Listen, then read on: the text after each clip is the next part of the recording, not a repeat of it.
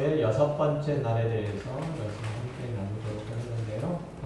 여섯 번째 날을 얘기하기 전에 다섯 번째 날에 대해서 간략하게 좀 말씀을 드리고 넘어갈게요. 하나님께서 다섯 번째 날에는 뭘 창조하셨죠? 다섯 번째 날에 뭘 창조하셨나요? 하늘의 새와 바다의 물고기를 창조하셨죠. 이게 다섯 번째 날이에요. 그리고 이제 짐승들 그리고 인간은 여섯 번째 날에 창조가 되죠. 사실은 이런 부분 자체가 별로 특별하게 중요해 보이지는 않아요. 그런데 신기하게도 해부학자들의 얘기를 들어보면 이제 하늘에 있는 새들과 땅에 있는 물고기가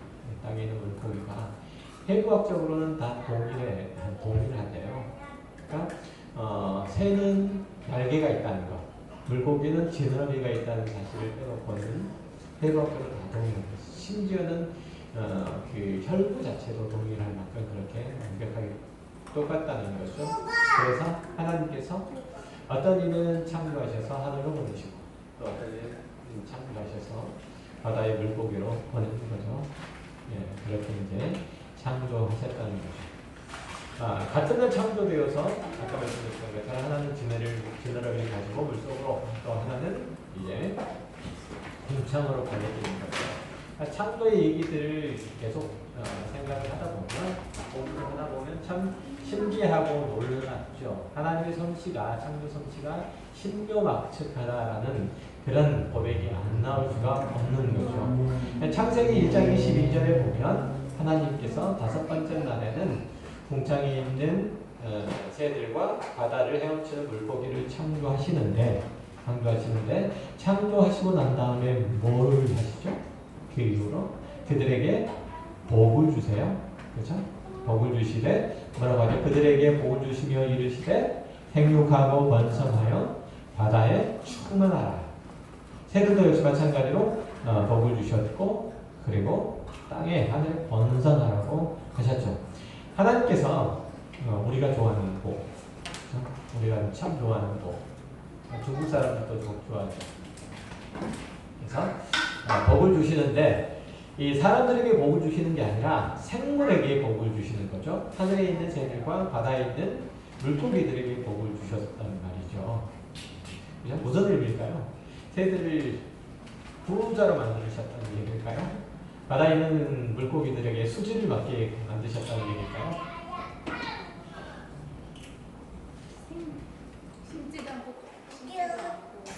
이 시간은 4시간. 제 시한 동안.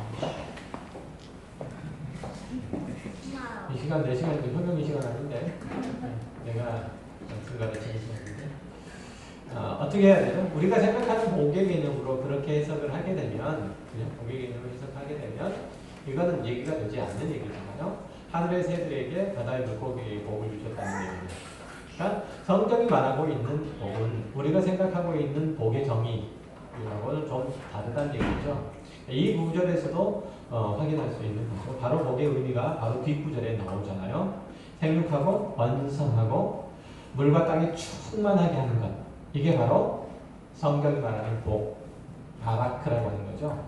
이렇게 성경이 말하고 있는 이 복이라고 하는 것들은 하나님으로부터 피조물들에게 부어지는 하나님의 영원하신 생명력이에요. 하나님께서 그에게 부어주신 하나님의 은혜이고요. 생명력이에요. 그래서 새들과 물고기들이 생육하고 번성하고 땅에 충만하는 것. 이것은 하나님께서 피조세계에게 부어주신 하나님의 생명력이고 즉 하나님의 복이고 이로 말미암아서 이 피조세계는 오늘날까지 지탱되고 있는 거죠. 그렇죠? 지탱되고 있는 거예요. 하늘의 새들도 그렇고 바다의 물고기도 그래요. 지난번에 말씀드렸던 것처럼 그 대구, 부산 대구 뭐 이게 아니고 서울 부산 뭐 이렇게 아니고 서울 대전 부산 서울 대전 대구 아닌가? 어쨌든 그 대구가 아니고 물고기 대구가 대구 타가 대구. 대구는 한 번에 알을 낳으면 900만 개 정도 이렇게 만들잖아요. 고등어는 한 번에 50만 원 그렇죠? 물고기 청어들 같은 경우는 그냥 내버려두지 않으면 바다에 가득 찰 만큼 그렇게 굉장히 많은 아이들을 낳고 번식하게 되죠.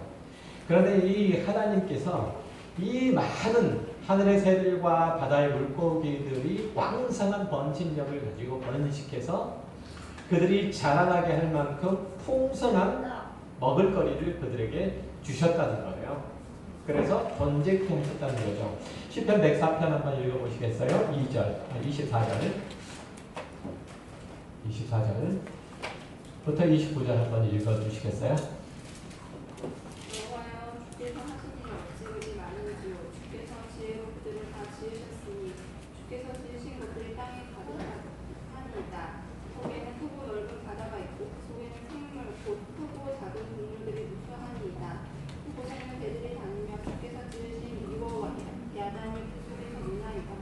이것들은 다 주께서 때를 따라 먹을 것을 주시기를 바라나이다. 주께서 주신즉 그들이 받으며 주께서 손을 펴신즉 그들이 좋은 것으로 만족하다가 주께서 맛을 숨기신즉 그들이 떨고 주께서 그들의 호흡을 거두신즉 그들은 죽어 먼지로 돌아가나이다. 아멘. 자, 이 모든 피조 세계, 하늘의 새들도 그렇고 바다의 물고기들도 그렇고 하나님께서 번성케 하심으로 그들은 태어나게 되고 그리고 그들에게 먹을 것을 주심으로 그들이 생장을 하게 되고 하나님께서 그들의 호흡을 거두심으로 땅으로 돌아간다고 먼지로 돌아간다고 그렇게 말씀하시죠. 그러니까 모든 피조 세계가 하나님의 절대 주권 아래 있다는 것을 얘기를 하는 거죠. 예수님께서도 그와 똑같은 말씀들을 하신 적이 있죠. 마태복음 6장 26절에 보면 뭐라고 말씀하시죠? 공중의 새를 보라 심지도 않고 거두지도 않고 창고에 모아두지도 아니하되 너희 하늘 아버지께서 천부께서 기르시나니 너희는 이것들보다 귀하지 아니하냐. 그러니까 공중의 새들, 바다의 물고기들, 그리고 땅의 물고기, 땅의 짐승들만 잘 봐도 하나님께서 그들을 존재케 하신다는 것, 그들을 양육하신다는 사실을 알 수 있다는 거죠. 어떻게 하나님의 피조물들은 하나님의 목적이 이루어질 때까지 이렇게 입고 먹고 하는 모든 것들을 할 수 있을까요? 그 모든 것들은 하나님의 은혜의 손길의 결과다. 하나님의 주권적인 섭리의 결과다. 이렇게 얘기를 할 수 있는 거죠. 그러니까 여러분 무엇으로 걱정을 하고 있는지 우리는 무엇 때문에 염려하고 있는지 생각을 해봐야 할 필요가 있는 거죠. 여기에 정말 난 너무 가난해가지고 굶어 죽을지도 모르겠다. 이렇게 걱정하고 계시는 분 계세요? 심지어는 현금이도 걱정 안 해요.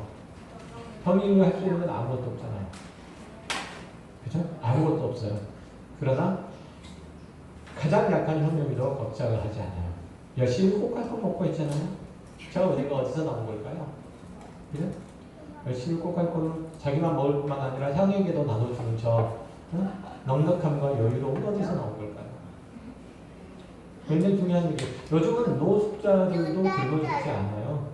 그렇다면 지금 우리가 걱정하고 있는 것, 적어도 생존의 문제는 아니잖아요. 그러면 뭘까요? 대부분의 경우가 남들과 비교해가지고 더 잘 먹고 싶은데, 많이 갖고 싶은데, 더 자랑하고 싶은데, 더 높이 올라가고 싶은데 안 되니까 걱정하는 거죠. 그러니까 상대적인 우월감으로 나를 채우고 싶은데, 나를 행복하게 만들고 싶은데 그게 안 돼가지고 슬픈 거예요. 그거에 안 돼가지고 억울한 거죠.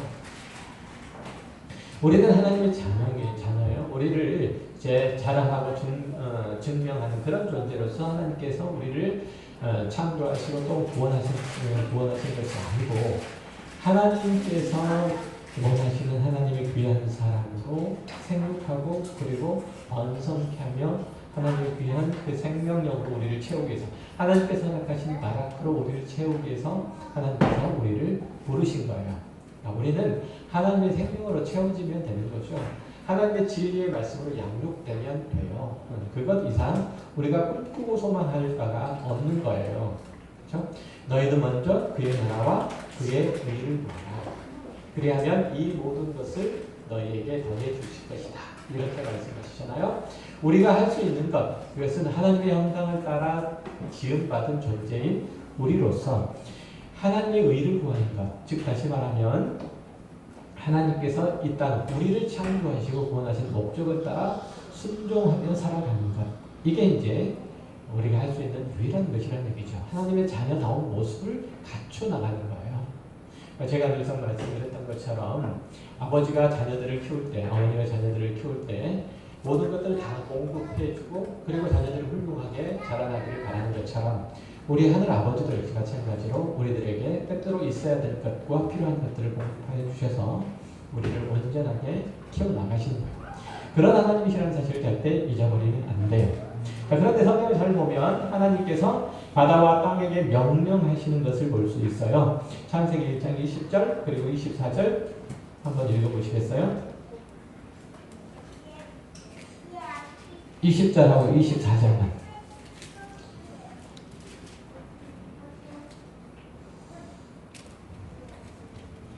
하나님이 이르시되 물들은 생물을 번성하게 하라. 땅 위에 하늘의 궁창에는 새가 나르나 하시고 하나님이 이르시되 땅은 생물을 그 종류대로 내되 가축과 기르는 것과 땅의 짐승을 종류대로 내라 하시니 그대로 되니라. 자, 그렇죠. 하나님께서 물과 하늘과 땅에게 명령하시는 거죠. 우리는 명령 그러면 인격이 있는 존재, 말을 알아들을 수 있는 존재에게만 명령하는 건 줄 알았잖아요. 그렇죠? 인격이 미숙한 애들한테는 명령해서 잘 안 들어요. 말해서 잘 듣나요? 안 듣지. 자, 그런데 하나님의 명령은 다른 말로 하나님의 말씀은 무생물에게도 그대로 그 능력으로 작용을 한다는 사실, 그 말씀이 실현된다는 사실을 알 수가 있는 거죠. 그렇게 하나님의 말씀, 하나님의 명령을 받은 물속에 있는 존재, 그리고 하늘에 있는 존재, 육지에 있는 모든 존재는 다 그렇게 하나님께서 명령하신 대로 존재하고 그렇게 자라는 거예요. 변함없죠? 그래서 바다에 있는 물고기 같은 경우도 그렇잖아요. 지난번에도 말씀드렸던 것처럼 바닷물의 염도가 일정하게 유지되지 않으면 물고기들이 생존할 수 없잖아요. 그렇죠? 바닷물이 지금보다 그 염도가 지나치게 높거나 지나치게 낮아지게 되면 물고기들을 포함해서 바다 생물들은 모두 다 전멸하게 돼요. 그리고 지구의 공기도 역시 마찬가지로 지구도 기온도 역시 마찬가지로 엉망진창이 되어버리고 만다고 그랬었잖아요. 그런데 어쨌든 바다는 이렇게 하나님의 명령을 받은 이래로 지금까지 그 염도를 일정하게 유지하고 있다는 사실이에요. 그런데 우리가 지난해 봤던 것처럼 글로벌 워밍 이것 때문에 북극에 이제 얼음들이 녹고 그리고 바다의 염도가 점점 낮아진다고 그렇게 얘기를 하잖아요. 인간의 탐욕, 이게 이제 하나님의 창조 세계를 극한의 상태로 파괴시키고 있는 거죠.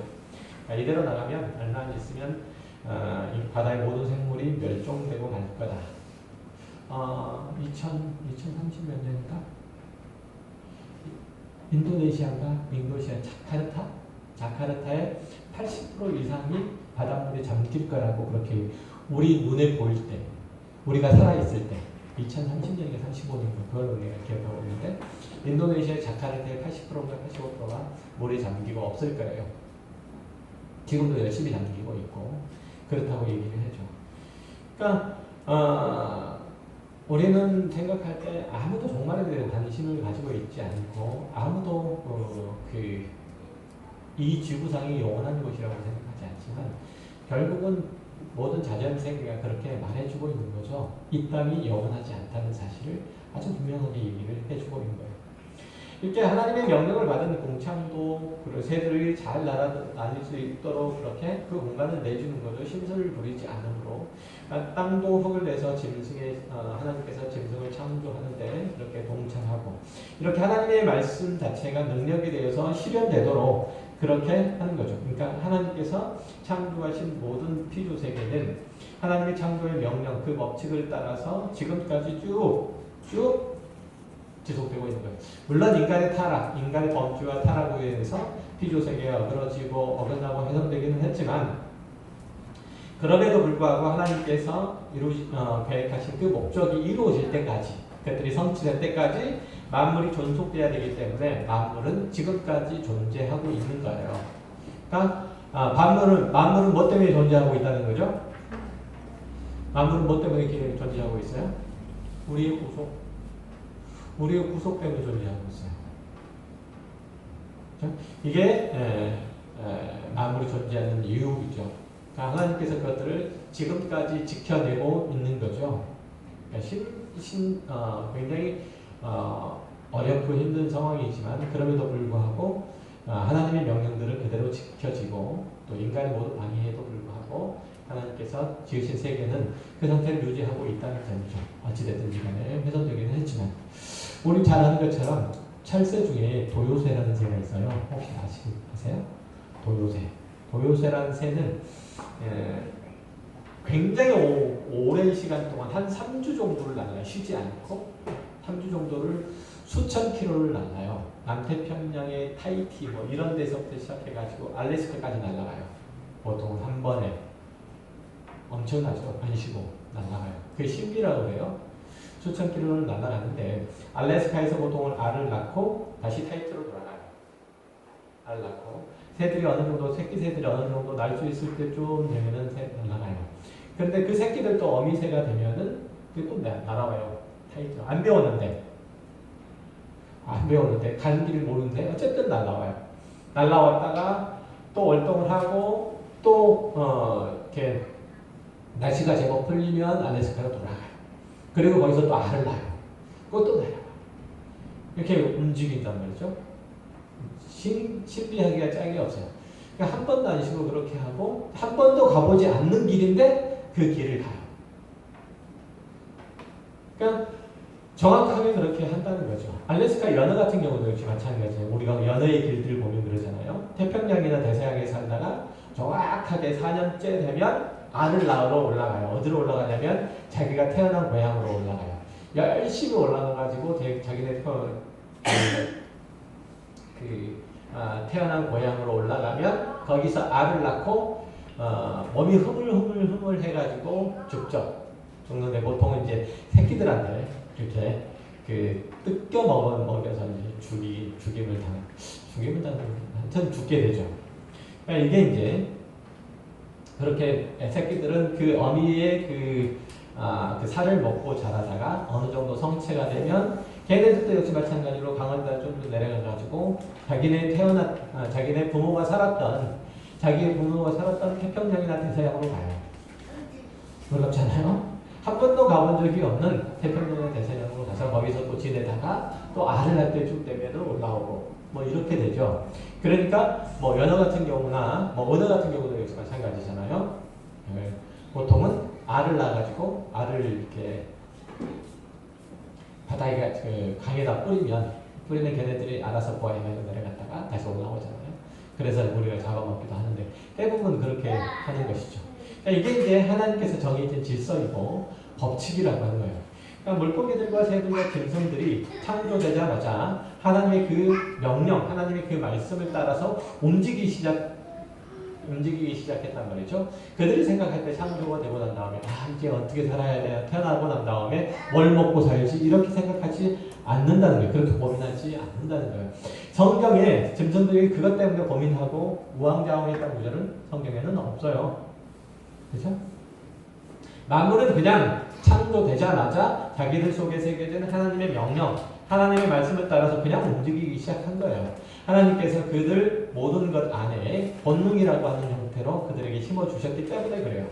그러니까 짐승들은 그 본능을 통해서 하나님의 법칙, 하나님의 질서 이런 것들을 따르게 되는 거죠. 우리 잘 아는 것처럼. 여러분 잘 아시다시피 고양이는 위가 문제가 생기면 아무것도 안 먹어요. 나을 때까지. 우리는 위가 문제가 생겨도 많이 먹죠. 하지만 고양이는 안 먹어요. 아무리 맛있는 생선을 갖다 놔도 안 먹어요. 아무리 맛있는 우유를 갖다 놔도 안 먹어요. 그건 본능적으로 하나님께서 그렇게 만들어 놓으셨기 때문에 그렇게 되는 거죠. 마치 프로그래밍한 로봇처럼 위에 문제가 생기게 되면 한동안 금식을 하게 돼요. 그러니까 이제 하나님께서 고양이에게 그렇게 자기 위를 치료할 수 있는 그 치료 방법을 본능 안에 심어 놓으신 거예요. 그리고 이제 짐승들은 우리가 잘 알듯이 필요 이상으로 사냥 안 해요. 축제 않죠. 짐승들이 먹을 거 축적해놨다는 얘기 들어본 적이 있습니까? 뭐만 빼놓고 월동 준비하는 애들만 빼놓고 그죠? 걔네들만 빼놓고는 전부 다 그래요. 특별히 육식을 하는 동물들은 그렇죠. 그러니까 짐승들은 절대로 필요 이상으로 사냥을 하지 않죠. 사자가 짐승들을 누떼를 사냥할 때 필요 이상으로 사냥하는 거 있어요? 배부르면 그걸로 끝이에요. 사람도 안 물어요. 그죠? 그러니까 사자는 한 달 동안 그러니까 우리가 건기를 예비해서 누떼가 지나가면 누를 다시 맛볼 수 없을 것이기 때문에 누를 좀 대량으로 차. 이런 식으로 하지 않는단 말이죠. 단 한 번도. 그러니까 실제로 이제 건기가 거의 끝나갈 때쯤 되면은 사자가 빼짝 마르잖아요. 동물의 왕국 이런 거 많이 보시잖아요.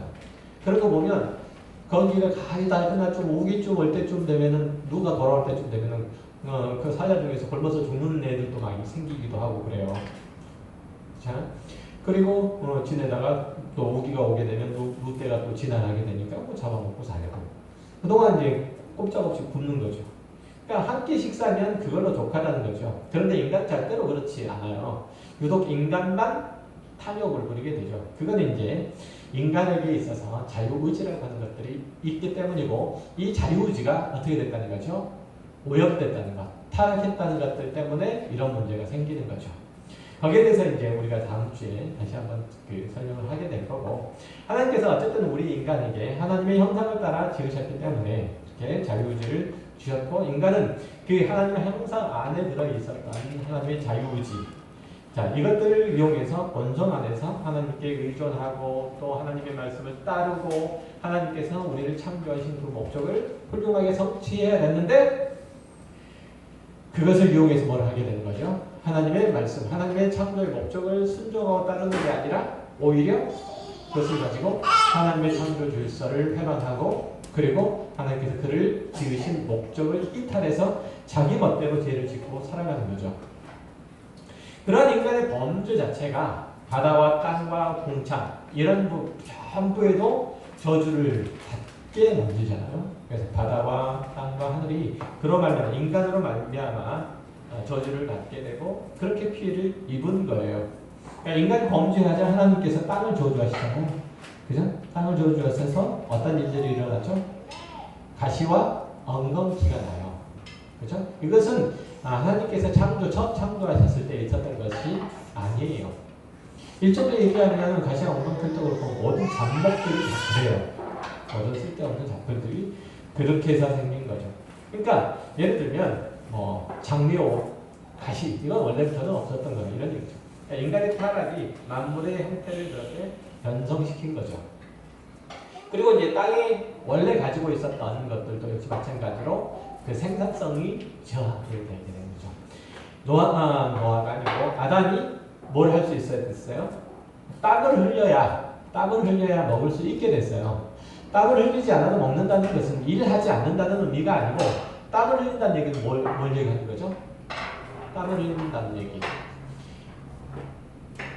하나님께서 지으신 그 법칙, 그 질서, 우리가 흔히 얘기하는 자연의 순리라고 할 때 이것들을 거스른다는 의미예요. 그러니까 이것들을 거스러서 싸워서 이겨야 돼요. 그러니까 인간이 농사를 지으면 이 농사를 지은 그 식량이 그 채소가 그냥 예쁘게 잘 나야 되는데 거기에 뭐가 나는 거예요? 잡풀이 나는 쓸데없는 풀이 나는 거예요. 그리고 그것들이 시들어질 수 있는 해충이 생기는 거예요. 여러 가지 해충들이 생기고 이렇게 되는 거예요. 그러면 그것들을 이기게 하기 위해서 인간은 끊임없이 그것들을 돌보고 해야 되는 거예요. 그렇죠? 돌보고 그리고 잡풀도 제거하고 이런 식으로 가시와 엉겅퀴를 제거하는 작업들을 해야 되는 거예요. 쉽게 얘기하면 성경에 나온 대로 가시와 엉겅퀴를 제거하지 않으면 원하는 것만큼 그와 비슷하게라도 생산을 할 수 없으니까 이게 땀을 흘리는 거예요. 땀을 흘려야 먹고 산다는 것이 바로 그런 의미인 것이죠. 그러니까 인간이 의도한 대로 자연이 그대로 움직여주지 않는다는 사실을 말할 때 땀을 흘려야 수고를 해야 먹는다는 그런 의미가 되는 거죠. 그래서 어쨌든 그렇게 땅이 원래 가지고 있었던 생산력이 현저하게 떨어지는 것. 이게 이제 인간의 타락, 인간의 범죄로 인해서 만들어지는 것이죠. 그건 이제 하나님의 저주의 결과였다는 것이죠. 그러니까 모든 창조물들이 원래 하나님의 백성을 위한 것이었고, 그리고 하나님의 백성들은 그것들을 잘 다스리고 관리함으로써 하나님의 영광만 드러내게 됐어요. 그러나 그렇게 하지 않았던 인간의 타락함 때문에, 부석정왕의 인간의 타락 때문에 모든 피조세계는 뭐하게 되게요? 그 부석정왕인 인간에게 반란을 일으킨 거예요. 마치 인간이 하나님께 대하여 반란을 일으킨 것처럼 모든 피조세계도 인간에 대해서 반란을 일으키기 시작하게 된 거죠. 이게 이제 타락한 결과죠. 그래서 이제 노아의 홍수 때 인간의 죄로 말미암아서 비가 내렸음에도 불구하고 모든 만물들과 함께 모든 만물들이 그 인간과 더불어서 다 죽어버리게 된 거죠. 그러니까 인간의 범죄가 뭘까지? 모든 피조 세계도 다 하나님의 저주와 심판 아래 몰아넣어버린 거예요. 이해되시죠? 그러니까 이건 우리가 성경을 볼 때 굉장히 중요한 개념을 가지고 있어야 되는 거예요.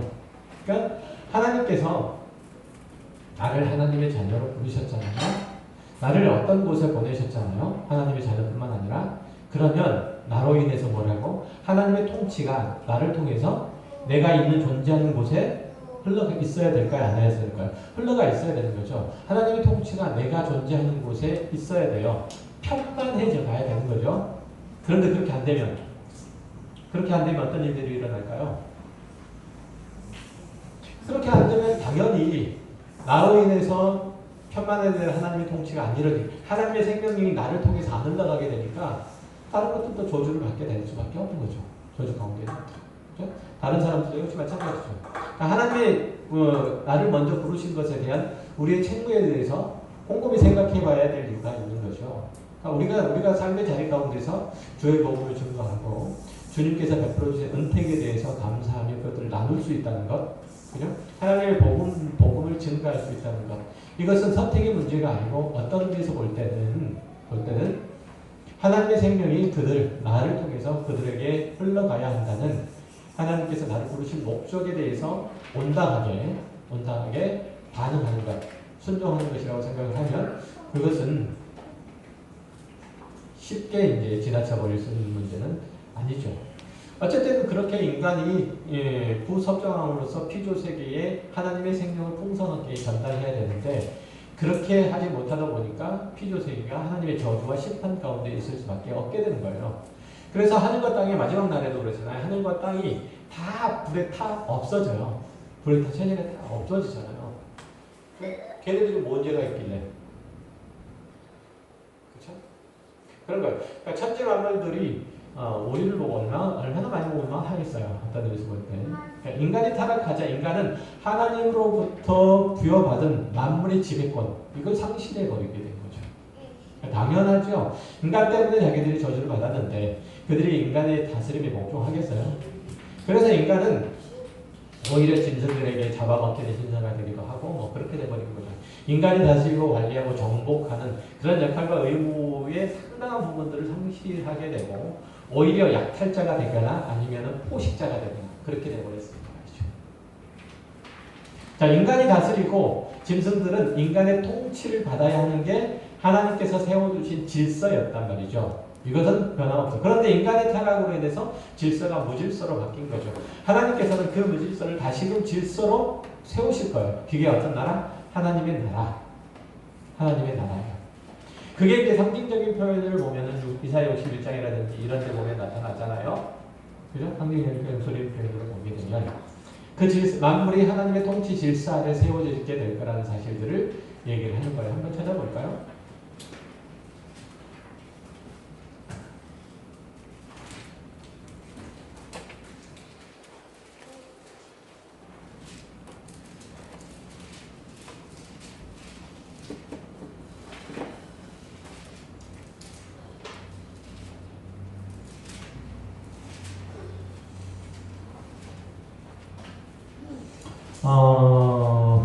이사야서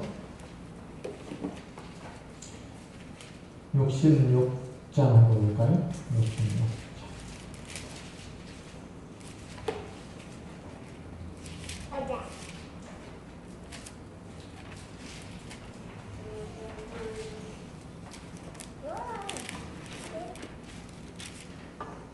65장 볼까요? 65장.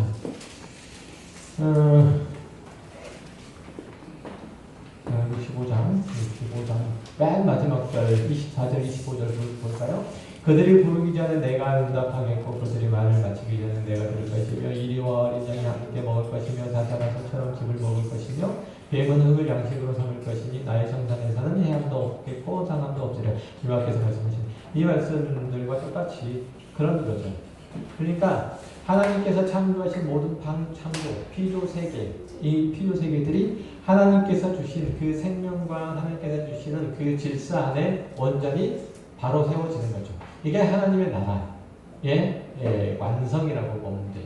하나님께서 창조하신 창조의 질서를 따라서 온전히 순복해서 온 피조 세계가 다 조화롭게 돌아가는 것.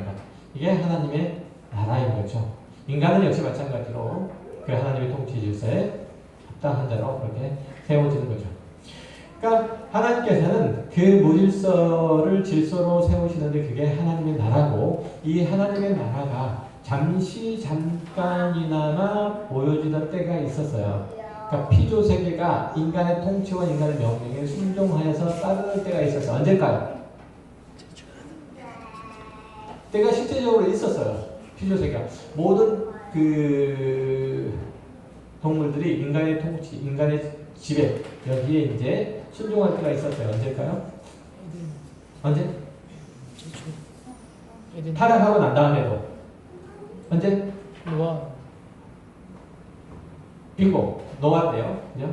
노아 홍수 때 하나님께서 노아에게 명령하심으로 노아가 동물들을 이제 모으죠. 불러 모으죠.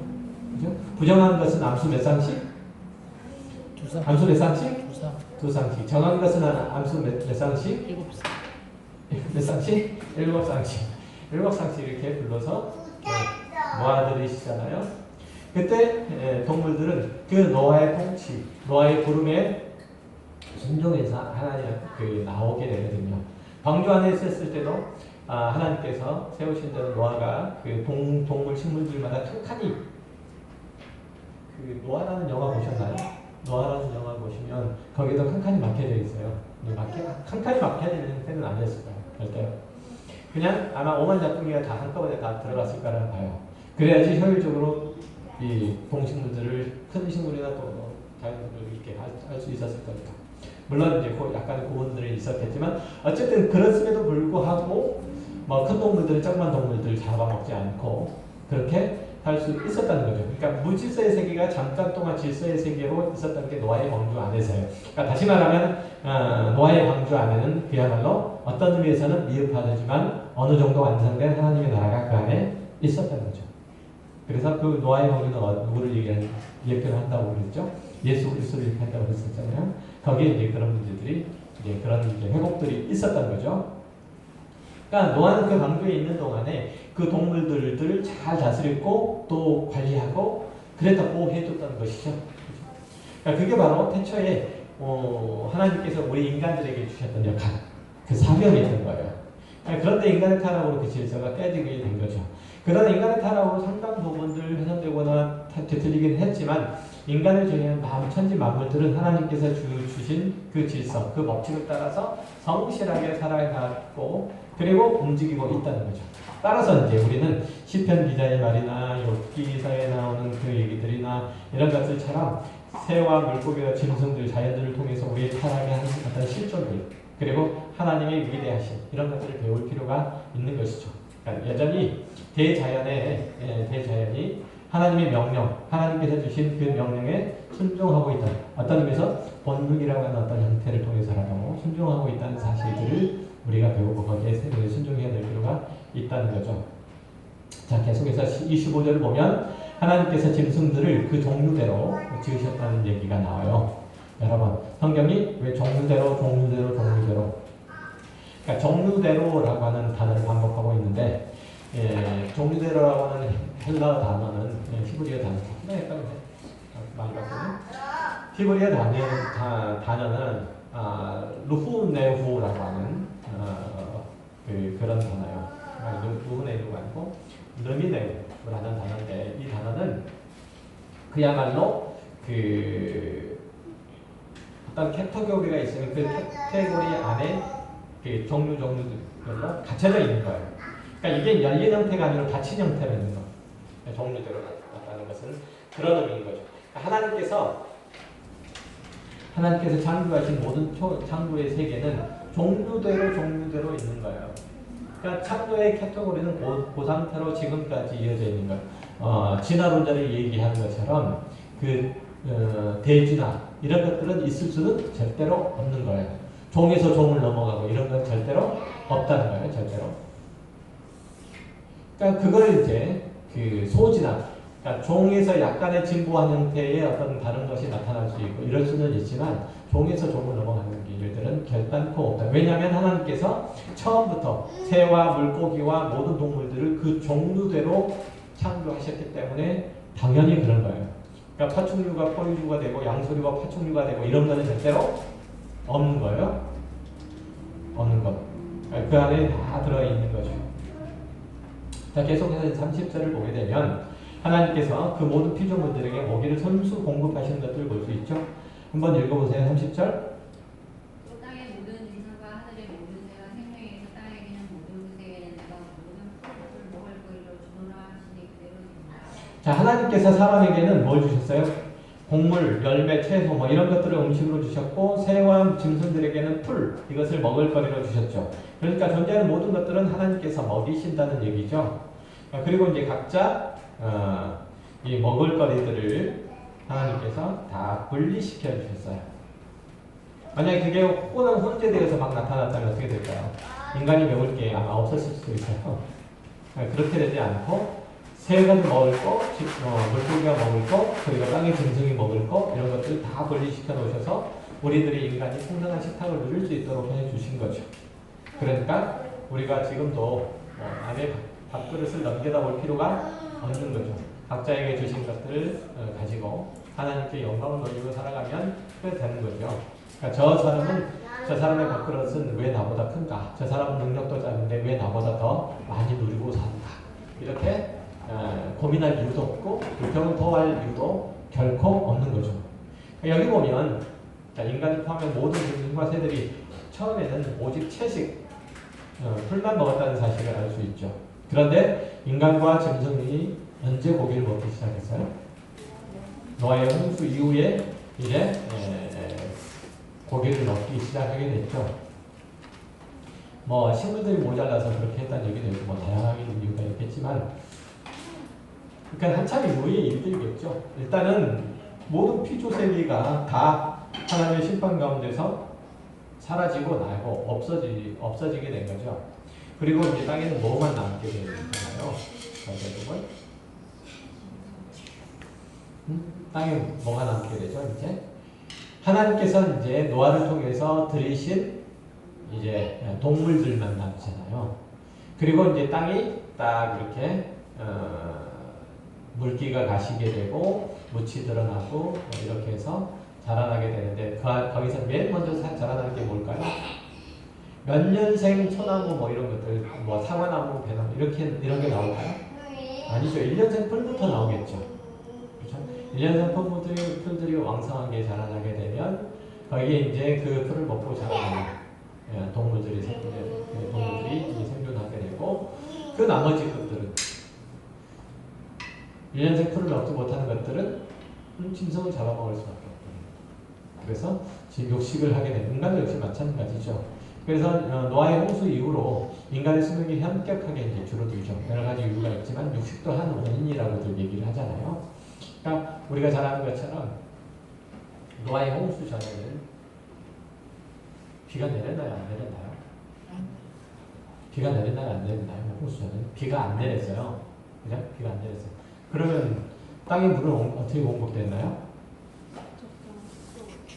어떻게 공급되는 물이?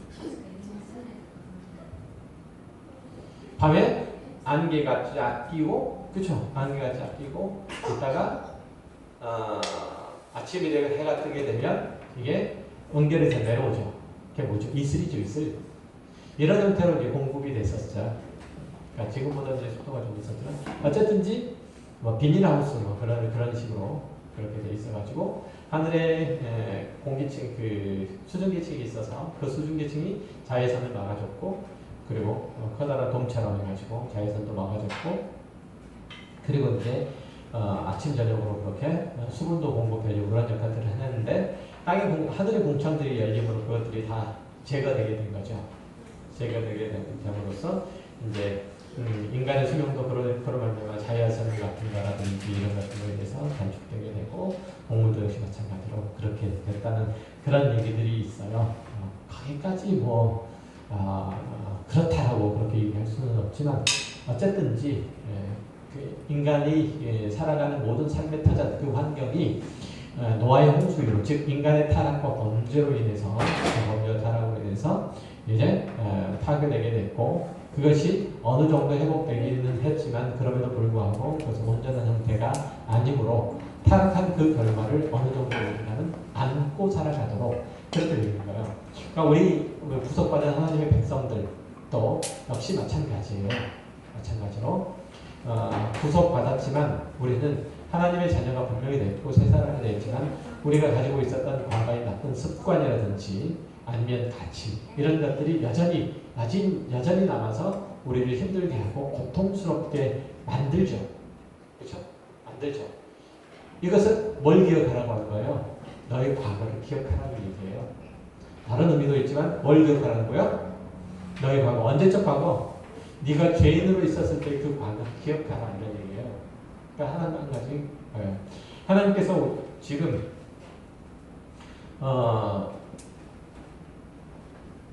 노아의 홍수 이후로 자연을 회복시켜 주시기는 했지만 완전한 형태로 회복시켜 주시지 않는 것은 그때를 기억하라는 얘기예요. 노아의 홍수를 기억하고 그때의 인간의 범죄를 기억하라. 그리고 하나님께서 이제 예비하신 영원한 하나님의 나라, 그 완전한 나라를 열망하라. 그런 의미에서 지금 이 땅이 지금 형태로 존재하고 있는 거예요. 불완전한 형태로.